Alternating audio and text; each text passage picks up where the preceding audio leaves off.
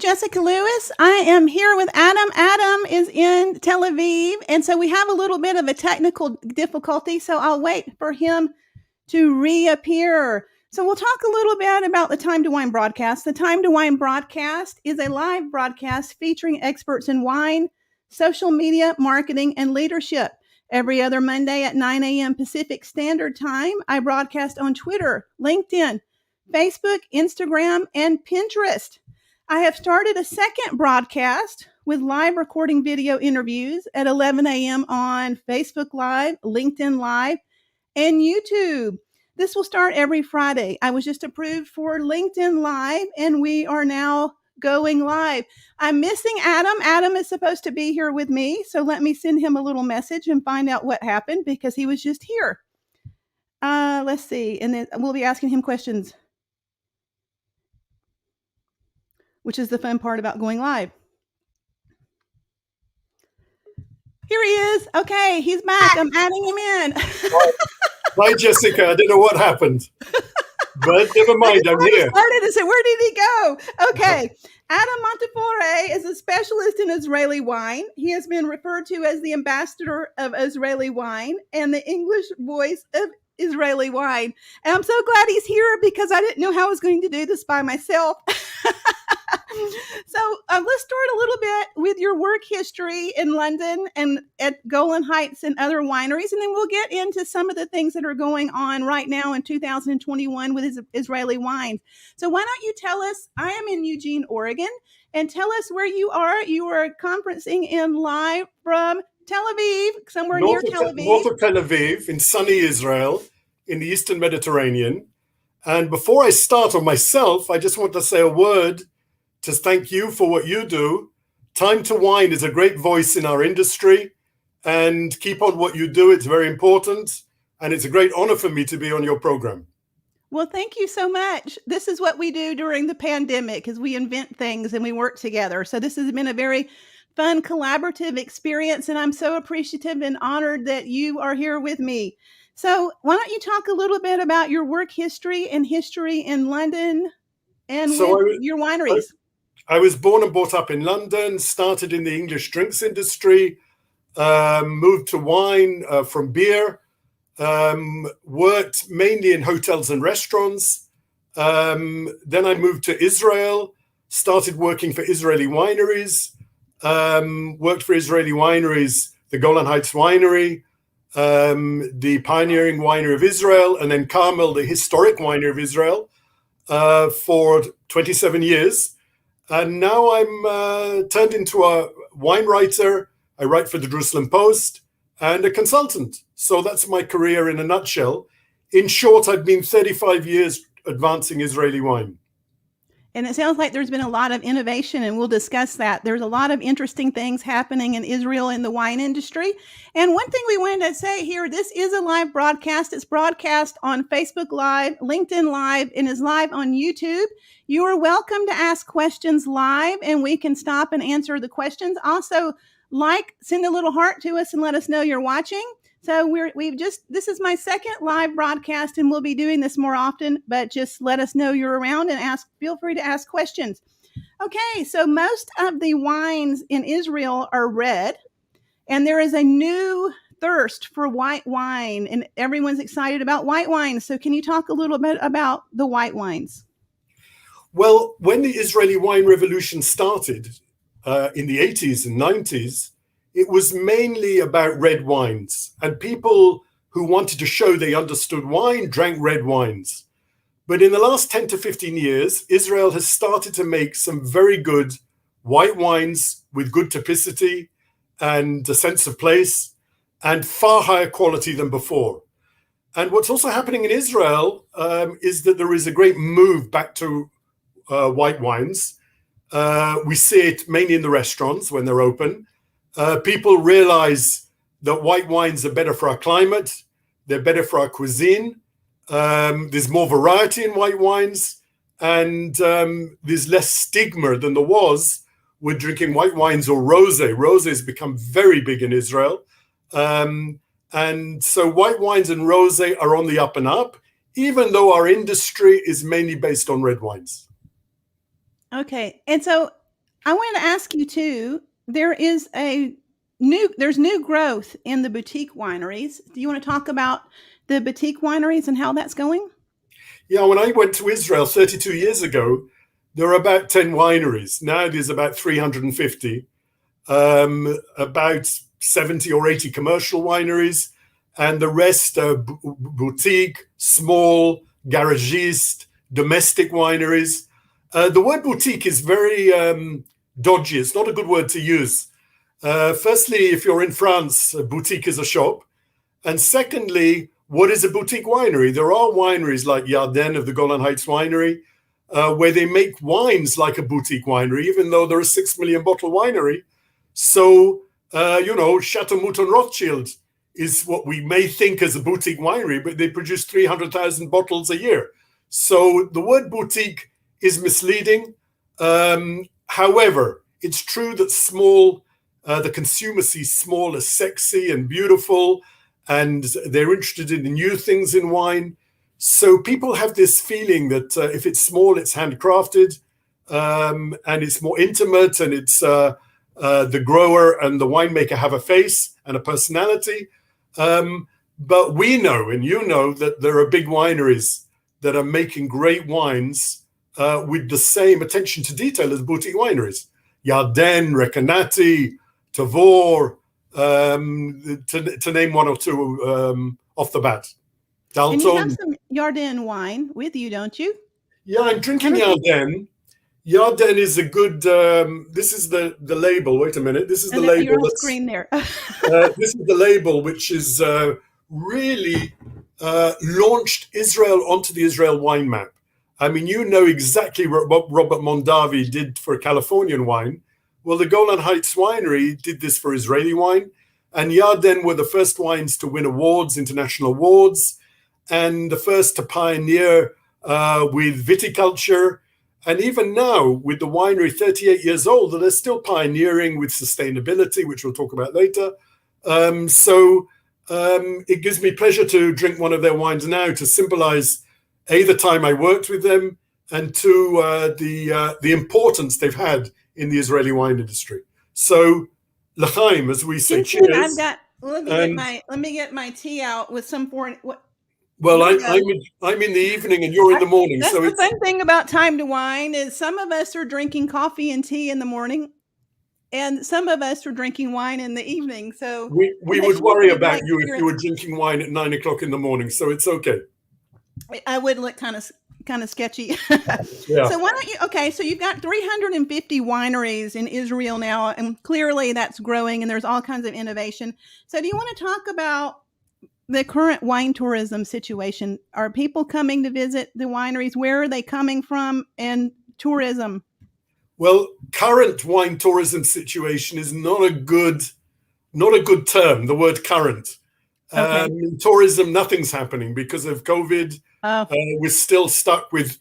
So the word current is not good. But if we talk generally, in theory, current has changed many things in our lives. Okay, so generally, wine tourism in Israel. So Israeli wine is something that represents every facet of Israel: the history, the people, the religion, the agriculture, the technology, the gastronomy. Anyone who wants to view Israel through any aspect can do so through the prism of a glass of Israeli wine. And you can visit the wineries, and it doesn't matter whether you're interested in wine or not.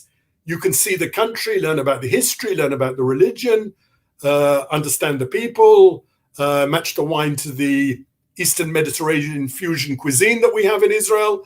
And so it's a wonderful wine country to visit.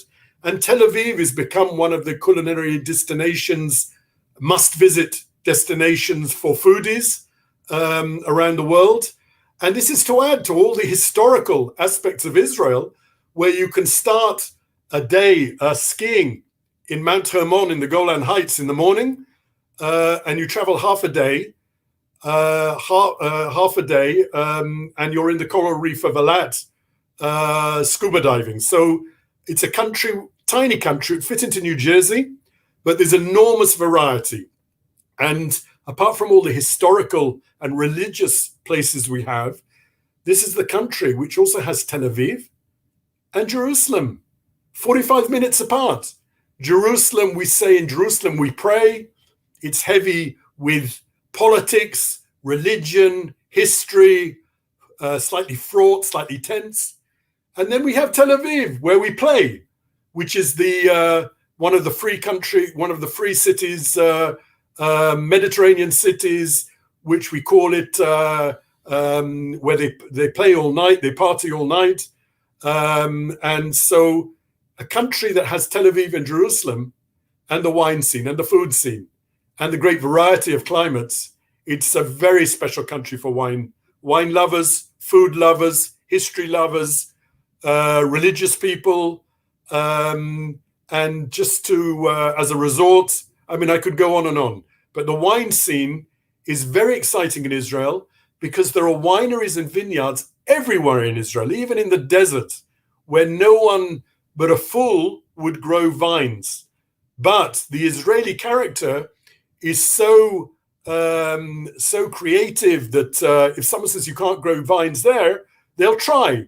And of course, they succeed. We have beautiful vineyards in the desert at high altitude. They're making great wine.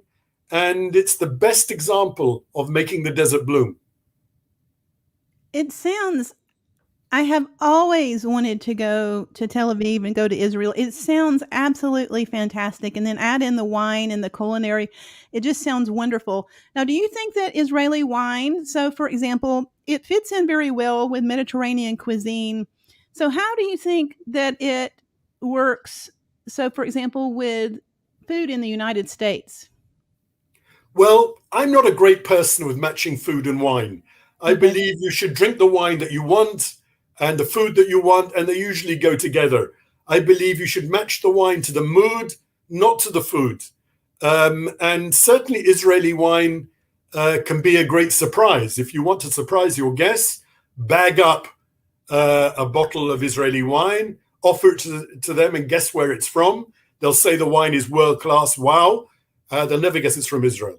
So certainly with all the Mediterranean restaurants and the Israeli chefs that are springing up all over America, you can, Mediterranean restaurants, Israeli food, wine goes magnificently with this style of food.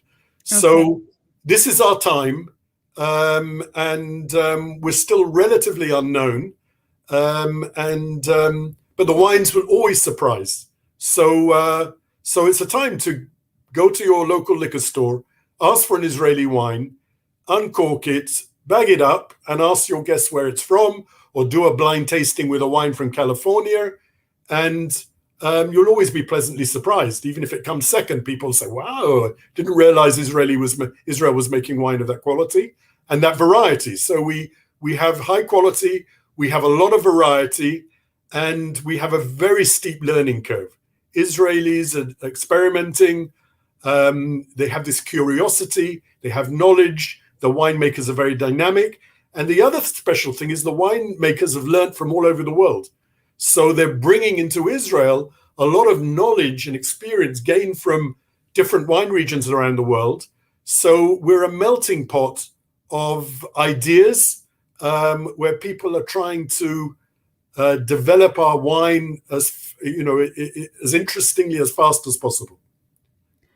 The other thing here that I think is interesting, you talked about this yesterday, but let's talk a little bit more about, there's much experimentation in winemaking techniques, grape varieties, and proprietary blends right now in Israel, as well as the culinary aspect that goes with it. So do you want to sort of address all of the new things that are happening with Israeli wine? Then you had mentioned yesterday there's a big culture of change with the food as well. Sure. What's happening with Israeli wine is, I suppose we started we talk about the wine revolution. We started with varietals and international varietals like Cabernet Sauvignon, Merlot, Sauvignon Blanc. These were international varieties made to an Israeli recipe, if you like, with an Israeli terroir. Now what's happening is wines are being made more elegantly, less bombastically, less alcohol. They're being made slightly more elegantly, slightly more refreshing, slightly better food wines. And they're being made more often as blends now. Israeli wines can be compared to the wines of the Southern Rhone, where they're blends, but sometimes we have interesting blends like Cabernet and Syrah, Bordeaux varieties and Rhone varieties. And there's a lot more Mediterranean varieties in Israel today. So this is a big move that's happened in the last few years. And people are talking less about the variety and more about the vineyard, the plot, the row. So we're starting to get more interested in the identity of the product and less just saying, oh, this is a Cabernet and it tastes like a Cabernet. So we'll hope in the future is that people will refer to Israeli wines as a Judean Hills wine, a Galilee wine, a Golan Heights wine, or a Negev wine, or a Central Mountain wine. So the regions will gradually become more and more known. And we have a question from Facebook. So this is, I hope I'm saying your name correctly, Jess Noft. Are there any white grape varietals that are likely indigenous to the area that turn a golden hue like Chardonnay when ripe? Hi, Jess. Do you see the question on I posted the question on the actual broadcast. I can see it. I can see it. And with my glasses, I can even read it. Okay. There are indigenous varieties in the area, which I call Holy Land varieties, because they're either in what we call the Palestinian autonomous area, or they're in the Israeli area. And we have varieties like Dabuki, which grew a lot in Israel and was distilled a lot into brandy in the old days. We have the Hamdani and the Jandali, which grow near Hebron, which the Hamdani is known as Marawi. These are indigenous varieties, which I wouldn't say they're a beautiful golden hue like Chardonnay, but I suppose the Marawi in weight is nearer to Chardonnay than the other two. These indigenous varieties, people are experimenting with them. Kremizan Monastery was the pioneer of these varieties, but now some Israeli wineries like Rekanati and Barkan have planted these varieties within Israel. And we're watching closely how these wines develop. And we also have the Agerman, which is our own red variety. So there are some varieties growing in Israel that we know we make wine from these. They're not grown anywhere else. And we're not saying these are the best wines we produce, but they're some of the most interesting. Okay. And so I think that lends itself to this question, and you may have just answered the whole question, but I'll ask it. And if you answered it, we'll just move on to the next. So Israeli winemakers are cultivating ancient indigenous varieties. How were they rediscovered and what's happening with that? Did you answer all of that, or do we have more? No. It's a good question. Okay. Basically, we have varieties that have been in Israel since the Ottoman times, in fact, for centuries. And they were preserved as food grapes because they were tasty. They could be made into a grape syrup. They could be distilled into arak. They could be sold as raisins, or they could be used to eat as table grapes. And these grapes were preserved through the Ottoman Empire. And when the first Israeli wineries came back in Jerusalem, in the old city of Jerusalem, made wine in 1848, I'm thinking of 1848 winery and the Zion winery, were wineries with roots in the old city of Jerusalem in 1848. They made wine from these same varieties, grown near Hebron, tended by Arab vineyard owners, and they made their sweet sacramental wines from these varieties. Now what's happened in 2008, Kremizan Winery, which is part of a monastery, a Palestinian winery, said, wow, we've got all these indigenous varieties, let's try and make wine from them. And they did. And then we had a winemaker called Dr. Shibi Jory, who started doing a lot of research in Israel. And Rekanati Winery launched the first Israeli Marwawi and Bituni, white wine and red wine, which were grown by a Palestinian grower, made by an Israeli winemaker from Holy Land varieties. So it was a beautiful in our terms, a beautiful combination.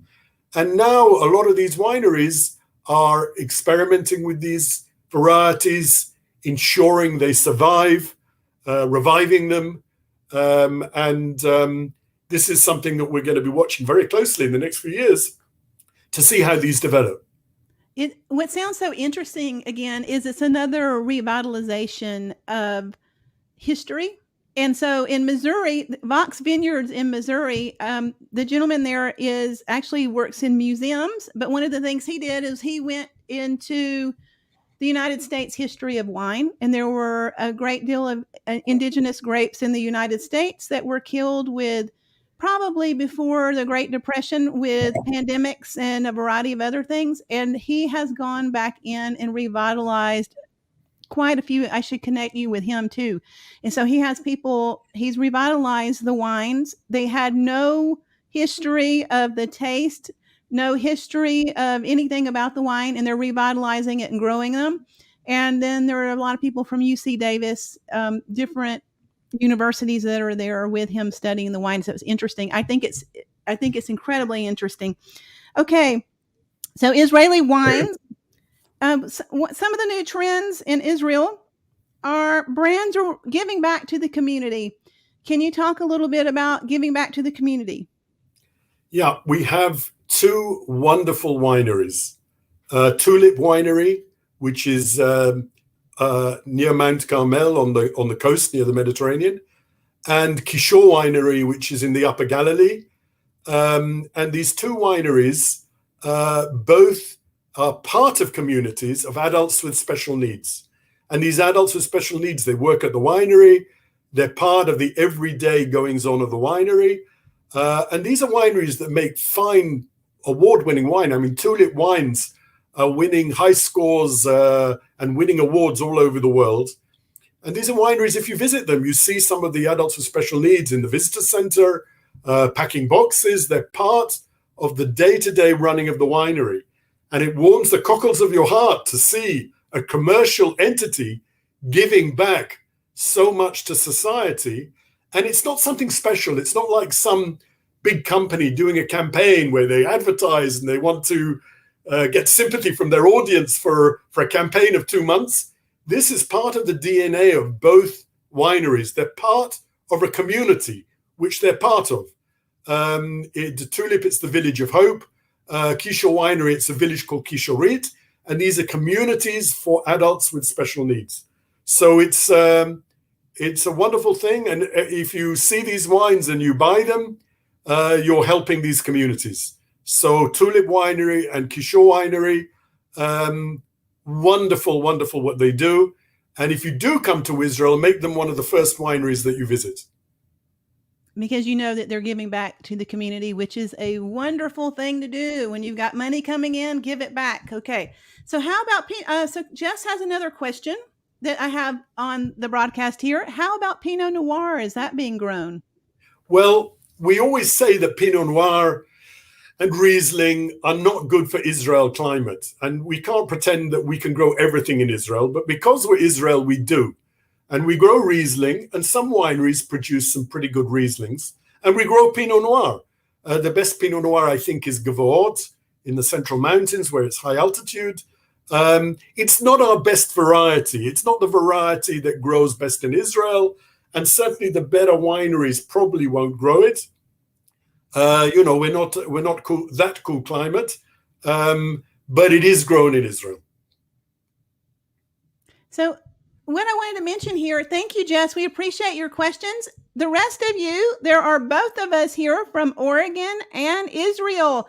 Feel free to ask questions here during the broadcast. And as you can see, we post it on the screen and are happy to answer anything that you'd like to ask. So thank you very much, and send us some love and let us know that you're watching. And we'll do this more often. If you like it, we'll keep going. All right. So sustainable growing practices in Israel. New and innovative. Can you address that? Well, yes, Israel is entering sustainability in the last 10 years.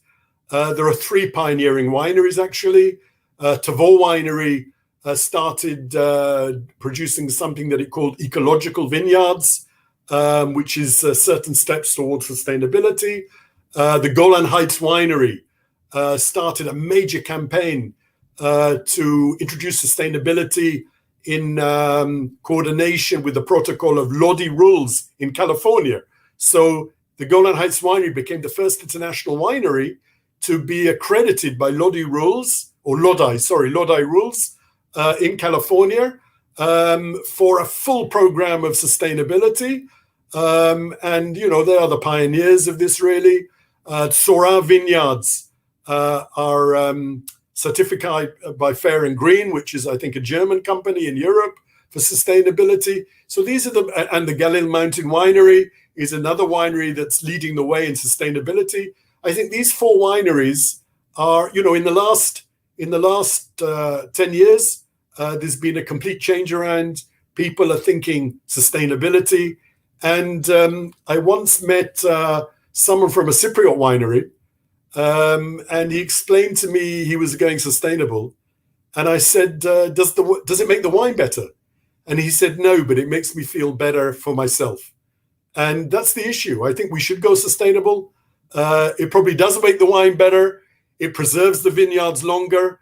And it will make us feel that we're doing something for the next generation, which is very important. So sustainability is in. We have some wineries, some vineyards bioorganic, or one particular, Lotem Winery and Harashim in that category. So there's a lot going on in sustainability. It's a very broad church, sustainability. It covers a lot of aspects, but anyone who takes any step towards caring for the environment, even if it's throwing away not taking one plastic bag that they would otherwise take, then everyone is contributing to the environment. And I see sustainability like this, a lot of small steps, and together we'll make some big steps. Okay, and so let's talk about the Judean Hills Quartet. Wow, we are a country of regions, even though Israel is so small, one of the smallest of all wine-producing countries. I think we're probably about number 35 on the list. And if I try and count to wine countries from memory to 35, I get lost at about 20. So we're pretty small. Up to a few years ago, even Cyprus made more wine than Israel. So we're a small country, but we do have different regions, and they're very, very different. The Golan Heights is volcanic, basalt stone, high altitude. The Galilee has its own Mediterranean style terra rossa mixed with volcanic soil, also in the upper Galilee, high altitude. The Negev is desert, sandy Loess desert. And then we have the Judean Hills. Now, the Judean Hills is really the funnel that goes from the Mediterranean coast, where Tel Aviv is, to Jerusalem. And in the last 20 kilometers, it climbs to between 500 to 1,000 meters above sea level. That's up to about 3,000 feet, which is crucial in Israel. It's a hot country, so we climb to get the coolness. And that's where you find the Judean Hills wineries. Now, arguably the four best or most famous Judean Hills wineries combined into a consortium, rather like the Douro Boys in Portugal. The Barolo Boys, is it? And Douro also has something similar to advance the wine-growing region. Now, the Judean Hills is high altitude, terra rossa soil, deep limestone bedrock, and the four wineries are Sora Vineyards, Domaine du Castel, Sfera Winery, and Flam Winery. And they are going around the world doing tastings, doing workshops, tutor tastings, explaining the wine-growing region. And they're doing a great job. The Judean Hills, as I said, rises to about 1,000 meters above sea level to the mountains of Jerusalem. And each area is a unique vineyard area. There's a lot of wind that's funneled through from the Mediterranean. And the Judean Hills Quartet is bringing Israel to places we haven't yet been. So they're doing a great job. And Jess has another question. The question fills the screen, so I'll add it to the screen for a minute, and then I'll put a regular banner back because it covers our faces. So I'll add it here, and let's see. And would you like to address that, Adam? Okay, so I've read it very fast without going into details. You can put it down now. Okay, I'll put it down now. But I'll go back to us over here. I'm not going to give a religious answer to that because I haven't got the answer. But what's interesting is in the Galilee, and let's just take the Galilean Judean Hills. In the Galilean Judean Hills, you can go to a modern winery, state-of-the-art technology like you'd find in Napa, and you walk through a vineyard and you'll come across an ancient wine press. And this ancient wine press is a limestone basin where they used to tread the grapes. And these could be 2,500 to 3,000 years old. And it gives you the chills. You're walking in a modern vineyard, state-of-the-art technology, and you see you're in the same place where wine was made. And this so long ago, and this can be found in every region in Israel. So we know for a fact that in the Galilee and in the Judean Hills, for instance, or in the Negev, that wine was made in the very same area in ancient times. Now, of course, it's slightly different today because when Rothschild, who was the owner of Chateau Lafite, when he founded the modern Israel wine industry, he planted the grapes in the coastal areas. So Mount Carmel, the southern part of Mount Carmel, and the area southeast of what was to be Tel Aviv was where he set up the Israeli wine industry. What's happened with the Israel wine revolution is that the vineyards and wineries have moved eastwards and northwards in search of high altitude, because Israel is on a latitude with North Africa. It's too hot to make quality wine. So what you do is you climb. And if you're in high altitude, high elevation vineyards, then it mitigates the latitude. You get a longer growing season, there's more complexity, the grapes don't get so baked. And so most of Israel's wine industry today is high elevation. So if you look at Israel's finest wine regions, we're talking about the Upper Galilee, the Golan Heights, the Judean Hills, the Negev Highlands, the Central Mountains. These are areas which are high elevation. So this is a difference from 150 years ago when they started making wine. Certainly it gives Israel a future, because with the global warming, we know that we're higher altitude. And I can tell you for a fact that because of the research and development that Israeli winemakers do, and agriculturists, viticulturists, which is not bettered anywhere in the world, a lot of famous wineries are checking out Israel for the technology in how to cope with global warming. So we have a lot to offer. We know that what was made in this area 3,000 years ago is being made in similar places today, even though I can't pick up exactly the places that were raised by Jess. Thank you. And thank you, Jess, for asking the questions and interacting with us. It's a pleasure. So in closing here, we're about 35 minutes. Do you want to just talk really quickly about things to do in Tel Aviv and Jerusalem, or what things to see? Well, firstly, Israel is a tiny country. I already explained you can travel north to south in half a day. So there's nothing you don't need to see in Israel. There's nothing you need to cross off your list. Firstly, come to Tel Aviv, dive into the culinary scene.